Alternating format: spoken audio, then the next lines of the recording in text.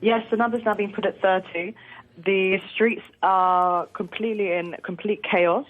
Obviously, the event started with what we thought was a bar in Rue de Charon, but actually is a restaurant. This is a restaurant heavily populated with lots of nightlife going on, so clearly a very kamikaze attack that happened. Opening fire in a restaurant, obviously, you will have multiple victims everywhere. Observers are saying that there are bodies lying in the road, so hence why we have cordons everywhere.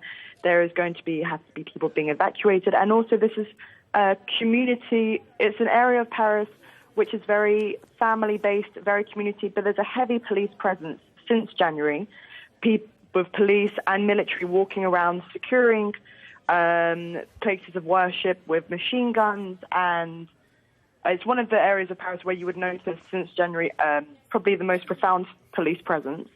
Shortly afterwards, of course, there was the Stade de France, and now we're hearing about Bataclan just down the road. And an indication they've got this problem at Stade de France now, that the crowd was kept there for the match to continue, but they now have got to get all those, well, tens of thousands of people to safety, with all of them having got the news of what's been happening elsewhere across the capital. Indeed, I imagine they kept everyone there for the safety of it being easier and it being the safest option.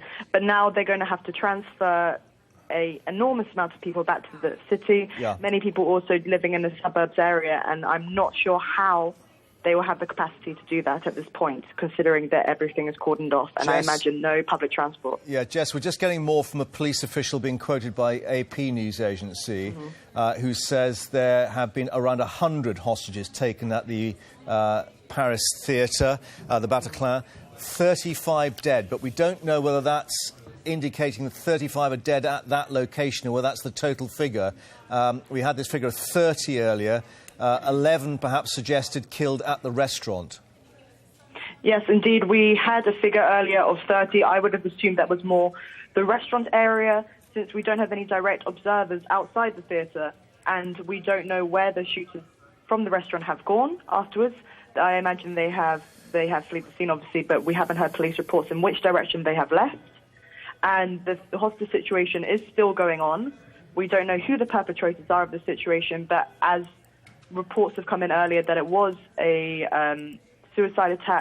attempted suicide attack in the Stade de France with and various grenades, where there's been a heavy grenade and AK-47 presence around the theatre and the restaurant.